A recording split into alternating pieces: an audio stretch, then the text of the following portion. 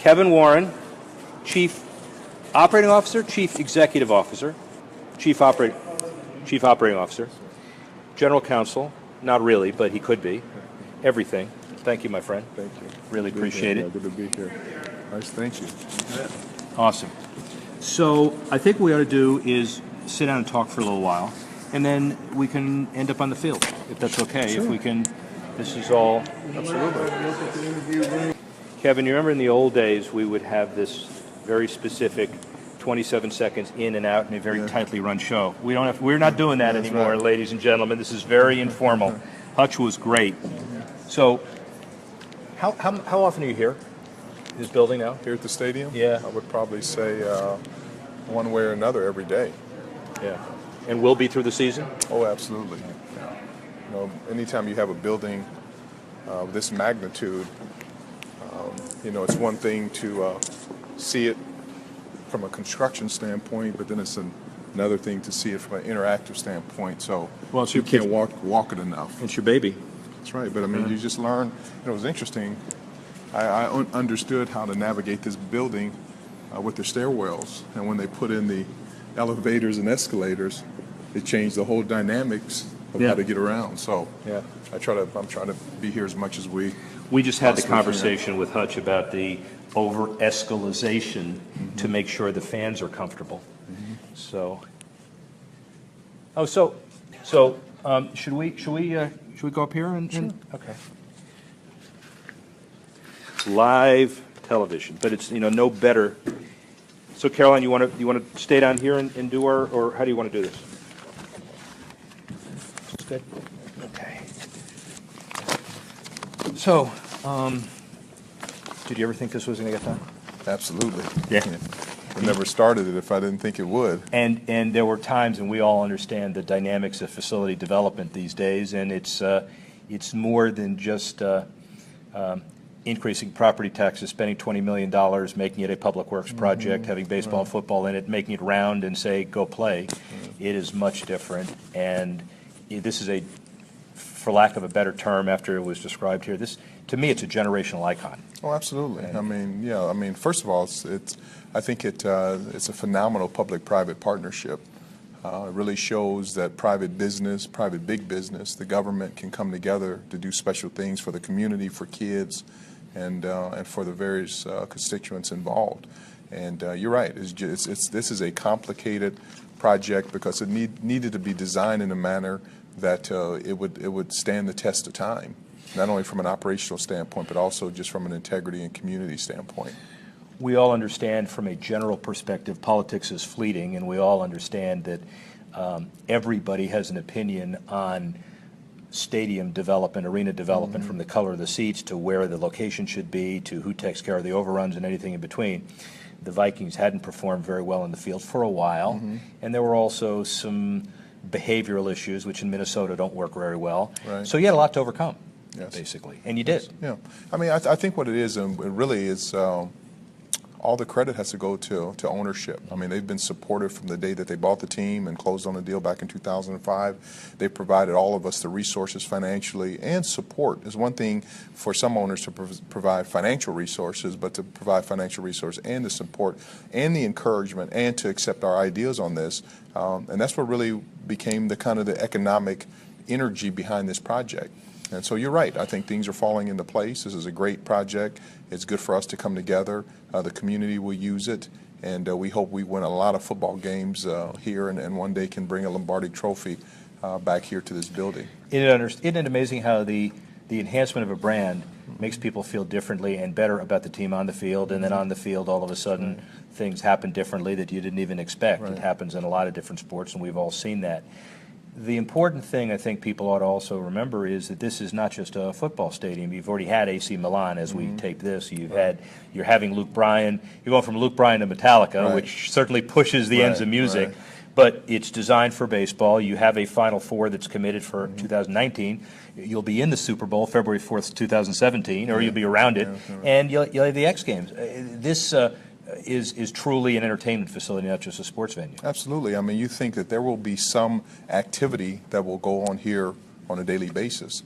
and all the way from weddings to bar mitzvahs and bat mitzvahs and major concerts, major soccer games, high school football, baseball, our games, the X Games. Like you said, we have the Final Four for 2019, the Super Bowl in 2018. There are just a lot of excellent events, and I think what it shows is that this building was created in a way that it will cater to various groups, and people will be able to enjoy it at different levels, and so that's what we're excited about.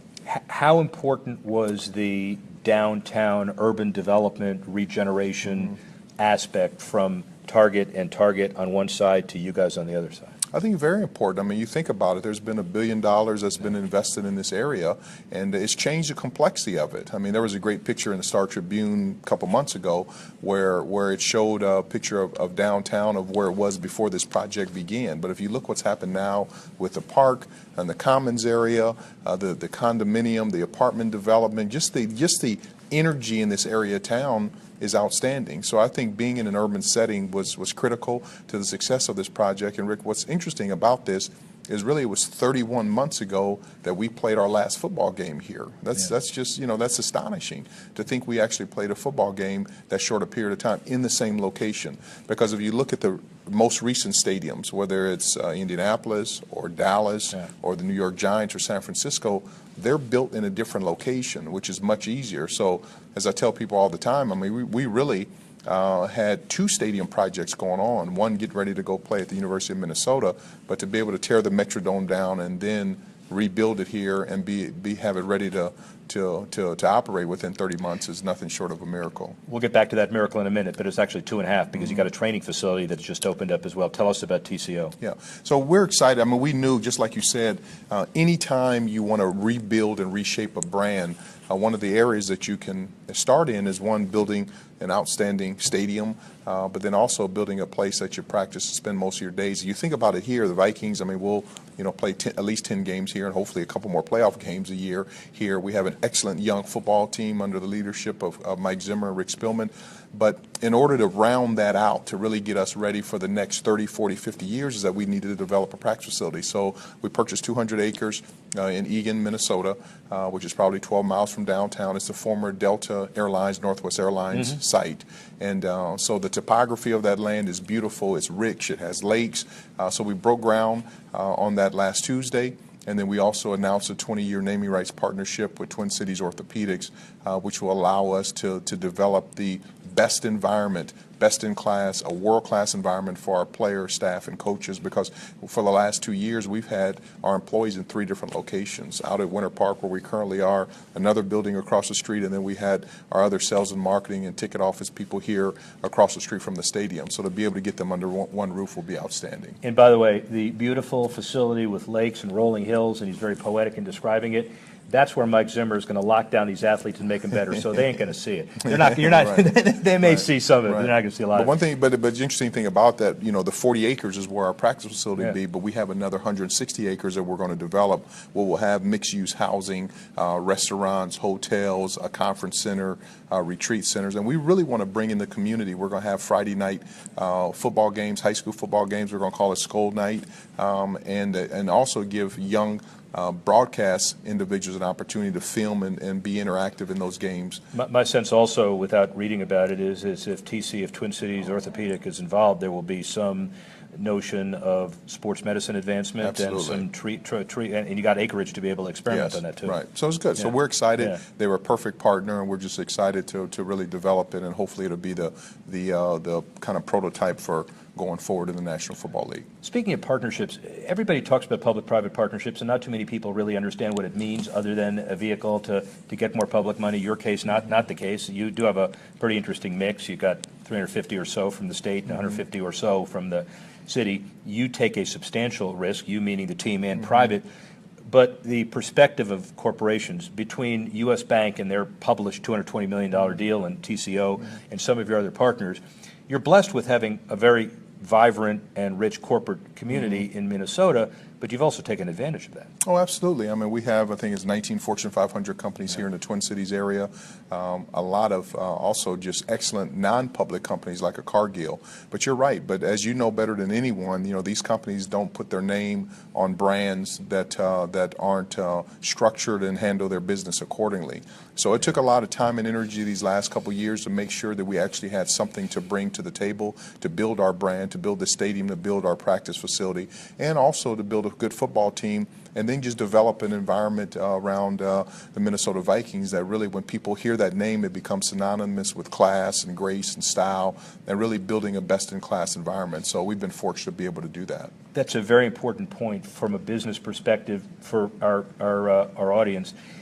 You can identify a corporate headquarter and say that's in this city, and then you assume it's going to be one meeting and you sign on the dotted line because the corporate CEO plays golf with the owner of the team, and that's it. This is rigorous. It is financial, it is legal, it is very complicated, and U.S. Bank might have been an obvious first meeting, but that in no way meant it was going to get the deal done, just like Lucas Oil in Indy or AT&T in Arlington and Dallas. These are very complicated transactions. Every one of these relationships, first of all, starts with a relationship. You have to have a personal relationship, but they stand on their own. And so you need to develop a personal relationship, a business relationship, and it can't just be an environment where we go to a meeting and say, hey, this is how you all are going to benefit us. We need to make sure we spend the time to say that the door swings both ways, that this is how you think we can benefit the Minnesota Vikings, but vice versa. This is how we think we can be a benefit to their brand. And that's why it's really important that we keep our brand clean, build a great football team, build a great business, and also be great community partners and really help all of these wonderful companies. I'm just so excited to say we have all this business here in the Twin Cities, and most of the business that we do here is in the Twin Cities. And I think what it's doing is exposing people outside of the Twin Cities of how valuable this market is and how rich this market is. Let's go way outside. Forbes came up with, and it's interesting because these numbers are always in some ways made up, but there's a good range. And Forbes, you're 18th in the NFL as far as value today. It'll no doubt rise after the stadium opens. But of all of the 50 international sports franchises, the Vikings are 39th on the list of their value, 1.6 billion. But it is interesting to know how international the Vikings brand has become and will become. Yeah, I mean, that's one thing we talk about. I mean, it's interesting. We have one in particular, but we have a couple fans that fly in from the UK for our home games. And so I just think the nature of our brand and the uniqueness of the colors and also the design of the uniforms and because of the international roots it has, there are some people who have followed it. But and we were fortunate a couple years ago to play in the UK against the Pittsburgh Steelers, and I was really how'd that game turn out? It was outstanding. One, we won the football game. People stayed healthy, but I was really it just reiterated. I knew it was this way, but to be able to see the magnitude of Minnesota Vikings fans around the world was really refreshing. So, are you a pioneer for Roger Goodell challenged his staff to deliver $25 billion annually by the end of this labor agreement, which is an interesting challenge. But so international revenue on the horizon. Are we close to looking at Real Madrid just got that $1.6 billion kit deal for 10 years? Right. Are we looking at international jerseys? Are we looking what kind of international revenue streams do we see? I mean, I just think the opportunity for growth is amazing from an international standpoint. Whether it's actually from a tangible, uniform related standpoint, or if it's more so from a media rights standpoint. But I think what's happening. And we constantly challenge our staff on a daily basis that we really have to look, yes, we have to take care of our Minnesota market, and then we have to take care of the surrounding states, and then we look at our fans on a national basis, but also, this is a global game. And what are the creative ways that we can pull in fans that who may not have a chance to come here? I heard a stat recently that only 4% of the fans around the world that call themselves Vikings fans will ever come to this building.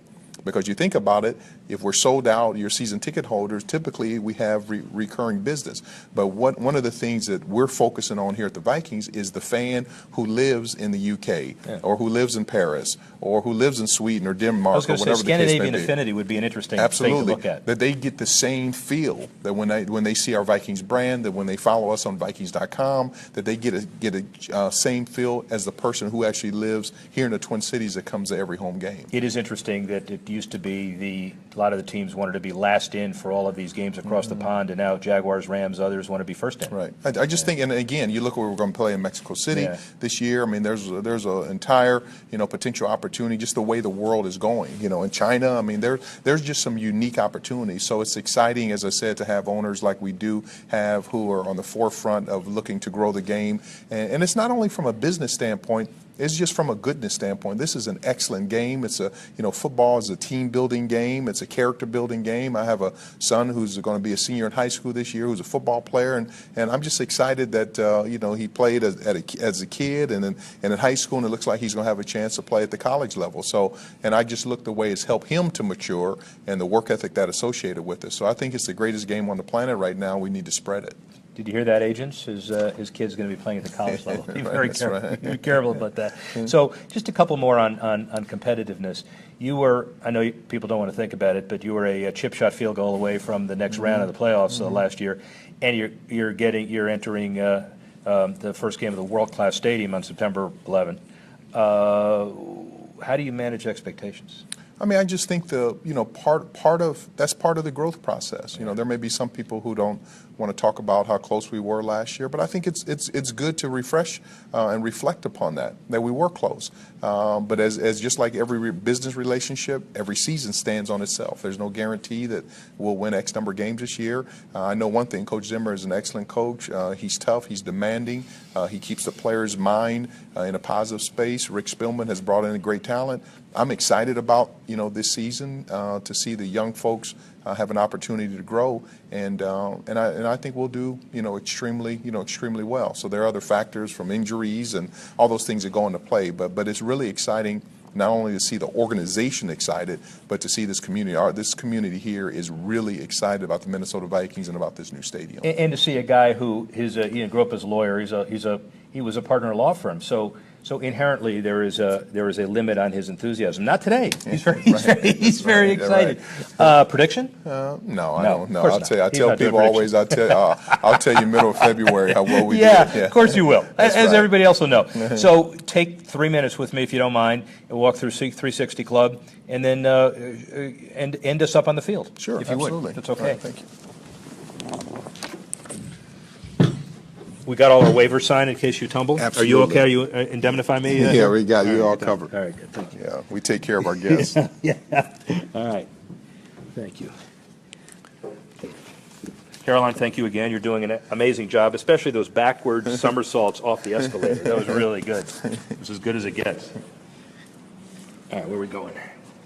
So this is the Delta 360 Sky Club. I mean, one of the things that was interesting, HKS, who's the architect in this deal, we had an opportunity to tour really every stadium in the NFL. Yeah. And one good thing about our position, we get a chance not only to tour it when we were getting ready to build it, but actually to go and watch the games. So one of the attributes that they had done, HKS had designed in AT&T Stadium, was they had this club that allowed the players to be able to exit, through that. And I kind of liken it to an EPL soccer. It's almost like the kids, walking out. So this is our locker room where players will be able to exit. So you can imagine, Delta Sky 360 Club, again, another great partner here, to having all these fans in here, enjoying themselves, and they had the nice Vikings flair here as far as the shields, but this is where actually our players will exit the locker room and enter the field on game day. So you can imagine what that would feel like from an energy level standpoint if you're a fan or a parent or a child or a business associate to be here pre-game. I mean, one of the things we wanted to do was create almost a collegiate environment.